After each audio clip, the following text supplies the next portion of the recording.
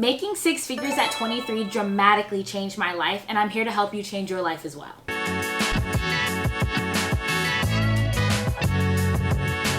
First, I'm going to tell you about the foundational stuff. So what I studied in school, the internships that I had, and the early jobs that I worked, that helped me develop and hone in on my skills in marketing so I could make $110,000 at 23. So make sure you watch to the end so you get the full scope of how everything went down. So for my college, I went to the University of Puget Sound. Going into college, I knew that I was interested in writing, arts, all of that creative stuff. So I knew I wanted to do something with my career that aligned with my passions. At the time, I felt like you could only be a writer, like in a magazine or a newspaper, or go on TV and be a broadcaster, and I knew that those were things that I didn't want to do, so I had to pivot. I also knew that I didn't want to be like a writer just per se. I knew I was more creative and I had a lot more things that I wanted to get out of my career, so I wanted to have a multimedia focus. So what I did before I went to college was I started Googling careers in journalism and finding out what path I could take. So I knew that there was a certain lifestyle that I saw in my head that I wanted to live out in reality, and I needed a salary that aligned with that. So I knew I wanted to be in a job that made me a lot of money, and it was actually something that I enjoyed, because I knew for me I couldn't do something that I hated every day. So I decided to put myself on the marketing and advertising track. And even though I went to a liberal arts school and we didn't really have a marketing or advertising track, I chose to study communications as my major because I knew that that would still give me the foundational skills to pursue a career in marketing or in advertising. I thought about double majoring in communication and business to be able to have like the technical skill to go along with my communications work, but I wouldn't have been able to study abroad in London and do this really cool internship in a PR firm that I ended up doing in 2019. So I decided to minor in business so I'd be able to study abroad. Next, finding internships. Finding internships is so key and is so important because you need to show employers that you have the actual skill to do the job, not just that you know it at a higher level, theory working level. I knew that it was harder for freshmen to get internships, so I didn't really put that much effort into looking for one. So the summer of my freshman year, I came back home and started working at an ice cream shop. I knew I needed to make money. I had worked at the ice cream shop in high school. So that first summer, I was making $17 an hour roughly. I was basically making like maybe $1 more than San Francisco's minimum wage at the time. But I think that there are a lot of things that could be available to freshmen if you go looking for it, especially if you can leverage your network. So if you have friends who have done internships early on in their college years, if you have family friends who you can work for, they can like put you on to somebody that they know, definitely leveraging your network will help you get an internship earlier on when you're still young, because I feel like sophomores and up are where you get the most internships. If you're working a regular job that first summer out of college, I definitely think you should take on a project, whether it be a passion project or a project that someone else is working on and they're looking for help. Definitely adding something technical, something related to what you want to do in marketing will really make you stand out if you can't get a formal internship. Sophomore year is when I landed my first internship. I worked at a management consulting firm, and like I said before, pro tip, I leveraged my network and I got the internship through a friend who had previously done the internship, and her family was friends with the woman who hired her. That summer I was making $21 an hour. So it was the most money I had ever made in my life, and I really thought I was like doing something. That was my first venture into like the corporate professional world. I learned a lot about professionalism. I learned a lot about the inner workings of a company, hierarchies, how to manage up and like ask your boss and other folks for resources. So it was a really great way for me to get my feet wet into the corporate world and see what was really out there. At the time, I knew that management consulting wasn't exactly what I wanted to get into, but that's exactly what internships are for. Figure out what you do like and what you don't like, and if you don't like it, then you have experience and you can now pivot and look for things more closely aligned to what you want. My junior year, I ended up studying abroad, as I previously mentioned, and I had an internship my second semester when I studied abroad in London. So I worked at a PR agency. That was an unpaid internship, so unfortunately $0. I did gain a lot of great experience. It also showed me what I did not like in workplace culture and what I would be looking for in workplace culture in the future. Needless to say, my direct manager was a junior exec, and she was lovely. She was a great boss. We still talk to this day. So it's okay if your internship doesn't work out in the way that you don't like the work that you're doing or the workplace culture or whatever it is. Focus on making relationships with the people that you work with, because you'll never know how they can help you in the future or how you can help them in the future. The summer of my junior year was when COVID actually struck, so 2020, and I had an advertising internship lined up with MAPE. Fortunately, that fell through, and the offer for me to work in New York for an advertising agency didn't happen. They were switching to online only internship, and it was also going to be unpaid. And after already not having made money from my spring internship in London, I felt like I needed to make money. So I started working at a local clothing store and wanted to get experience in the retail world because I thought that I wanted to pivot into fashion and start working in fashion. And I think when I was working at the retail store, I probably made like $18. I don't really remember, but again, making close to San Francisco minimum wage at the time. In hindsight, I probably should have stayed and done the unpaid internship because I was only like 19, 20. Like, sure, you like want to make money, but experience and having like formal things that you can put on your resume is going to be more important than the money you may or may not make from that work. So in hindsight, I probably would have stayed. Who knows what doors that could have opened for me, as opposed to looking back, working at the retail store did not really open that many doors for me. So my senior year, when I started looking for jobs, it was spring of my senior year.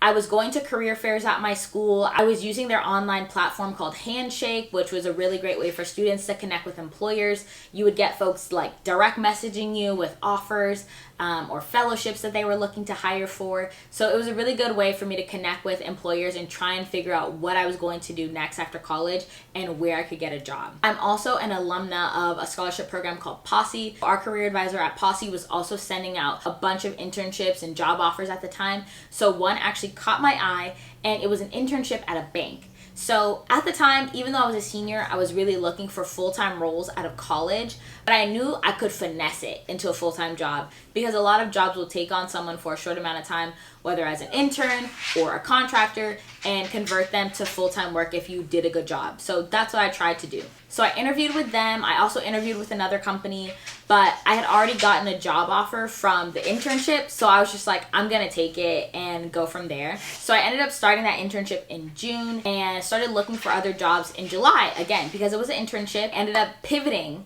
onto a different team. So I worked on that team as an intern for about like another 3 months. So from June to October was when I finally got my full-time offer letter. The offer was supposed to start in January of the next year. So during that time, I had realized a couple things. Although I had successfully pivoted, I pivoted into a position that I wasn't exactly keen on working in because the role that I had spoken with the director about was not actually going to be available. So they found something else for me to do. And while I was grateful to do it and grateful to be hired on, that was still not the work that I was interested in doing. So I wanted to continue looking for other jobs. So as an intern, I was making about $30 an hour. And then I got my full-time offer for about $31, $31, $35 maybe. I was roughly making $65,000. So that was my salary at the time. In January was when I applied for the role that changed my life. I applied for the APMM position at Google. APMM stands for Associate Product Marketing Manager. So it's a marketing position focused on creating strategy and communication plans around selling Google products. So with the Google APMM position, I had actually saw the role in July when I was first looking and job hunting. I wanted to see if I could pivot internally and stay with the company that I was already at, so I didn't apply then.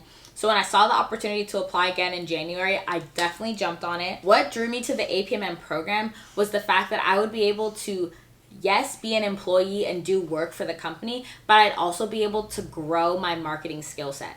Learning is so important in any job that you're in, but particularly when you're a young professional. Knowing as much as you can and being a sponge and soaking up information and connecting with people is going to be so crucial early in your career because you want to be able to be flexible, pivot, navigate through ambiguity, all the things that they say, but really you want to be able to make sure that you're crafting really strong bullet points on your resume. So I saw this job as an opportunity to not just like work for a brand name company, but also learn and develop my skill set, which I really wanted to do and felt like I wasn't doing in my previous role. So this is a pro tip. If you are looking to work in big tech or other brand name companies, whenever you see that they're hiring, you need to drop everything and apply immediately. Job positions do not stay open long at big tech or other big brand name companies. So you want to make sure that you stay ready so you don't have to get ready. Have your resume together, have your cover letter together, and send that in quick. When I applied for APMM, I swear the job was only open for like 3 days. So you do not want to miss out. So when I was tailoring my resume to apply for APMM, these are the things that I did. I made sure to show off how I had transferable skills. I wanted to leverage everything that I had done. All the internships that I had worked, my first job out of college, I wanted to leverage all that experience and show them that, hey, I'm this holistic marketer. I bring this awesome skill set from working in various industries, and I think I'd be an asset to your company. And this is what you want to do if you do not have direct experience. I wanted to showcase all those skills and show that I'd be a unique, fresh perspective to tech because I had never worked in tech before. I also think when you're applying to early career programs like the APMM program, they want to see students or early grads who have really diverse and awesome backgrounds and transition them into these positions because they think that they would be an asset to their company and they'd bring something that not other people have.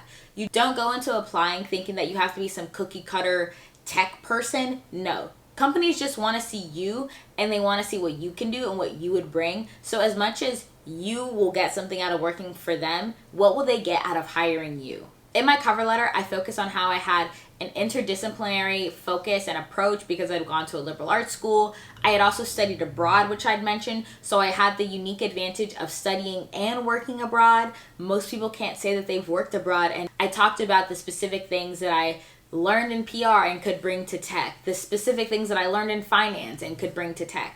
So think about what makes you different, what makes you special, what makes you unique, and how that would be an asset to the company. If you go to an HBCU, if you've worked with small businesses before, if you've launched your own startup, all these things that can make you different and special and unique, put that in your cover letter. If you want to see the cover letter and resume that I use when applying to Google, please put that down in the comments below and I'm happy to share that. So after the application process was the interview process. And I can do a separate video about the Google interview process as well. But to give you the short and sweet, I applied, got an email back saying that I was going to be having an interview with someone from Google, and they sent me a list of resources to help me prepare. So I created like a 13-page study guide, scoured the internet for every interview question I could, and just really tried to learn as much as I could about the company, as much as I could about the role, and what kinds of questions they would ask me. Ended up interviewing, had to do a writing sample as well, and then my application had to be put through a committee review process to figure out if I was going to be hired or not. Pro tip. Throughout the interview process, I sent thank you notes to the people that I was interviewing with. I didn't know if it would help or not, but I definitely knew that it couldn't hurt, and I wanted to try and stand out and be memorable because I knew that they were interviewing so many other people, and it's also common courtesy. So after the review process happened, I got an email that stated that I actually did not get the role, and I was devastated. I was really down. Like, you could say I fell into a depression. I was crying for days. I was so upset because, one, I was at a company that I really wanted to leave and felt like this was my opportunity and I didn't get it. Two, I applied and got an interview with Google, several interviews with Google, and to not get it, I felt like I wasn't smart enough. It really felt like the smartest company in the world just like knocked me down. And that was definitely a blow to the ego. And three, I knew that this opportunity would change my life. Like, I just knew it deep down in my soul that it would change my life. And to not have that, to still feel stuck in the same life that I was living, just really, really hurt. So about a week after I had gotten my rejection letter, I reached out to my recruiter and I wanted to ask her for feedback. I wanted to know what I could have done better because I was going to have to jump back into the job hunt, and I wanted to be a stronger candidate leaving this experience than when I came into it. If I could get an interview with Google, I knew that my next job was definitely around the corner. So how could I leverage this experience with these really awesome recruiters and interviewers at Google to take that and better myself and better my skill set and my chances at getting another job? They emailed me back and told me that they aren't legally obligated to give feedback, and later I understood why, because you don't want to have said anything that someone could sue you over. But at the time I was like, dang, they can't give me feedback and I didn't get the job. But what she did say was that she could put my application through the review process again and see what would happen. And if something did work out, I would be hired for a later date. I said, go ahead. I said, do that. Do that. Okay? That's another pro tip. Stay in contact with your recruiters. You never know what could happen. They could keep your resume on file and keep you in the back of their mind if a position opens. Maybe send stuff your way. I know that recruiters at bigger companies versus smaller companies have different capabilities and things that they are allowed to do or maybe are within their bandwidth to do, but it does not hurt to keep your recruiter's email on file. Especially if you apply with the company again, you can let them know that you sent your application in. So she sent my application through review one more time and actually came back with a job offer for me. And I was dumbfounded. Like, I was like actually like beside myself because I felt like, what? Like just so confused. Like, you just rejected me, but then you put me back again, and then I got the job. Like, I'm not gonna question it. Like, thank you, God. So I was just over the moon, and everything that I knew would happen with this job about it changing my life actually did happen. By landing this role, I went from the $31.35 at my previous company, having my hourly rate be $55 an hour, like over a $20 jump, making around $65,000 to roughly making about $109,000 a year, which is insane. At that point in time, and this is not to brag, this was literally just to like contextualize how I knew it would change my life, I was making more than everyone in my family. Like, that was crazy to me. Like, it literally blew my mind. As someone who's first gen in like literally everything you can think of, like, getting this job like was not just monumental for me, but monumental for my family. That's all to say that, you know, God works in mysterious ways. I didn't get it, and then I ended up getting the job. And you can too. There's a ton of early career programs out there similar to the Google APMM program that you can apply for. Watch my next video where I talk about the 7 highest paying early career programs for marketers. And if you have any questions about internships, job hopping, how to negotiate your salary, breaking into tech, any of those things, put your questions down in the comments below and I will do my best to answer them and give you that advice. Please make sure to subscribe. I want you a part of this community as we're all working towards being our best selves, leveling up career-wise, spiritually, life-wise, and just like everything in between. So thank you so much for watching this video, and I hope to see you on the next one. Bye.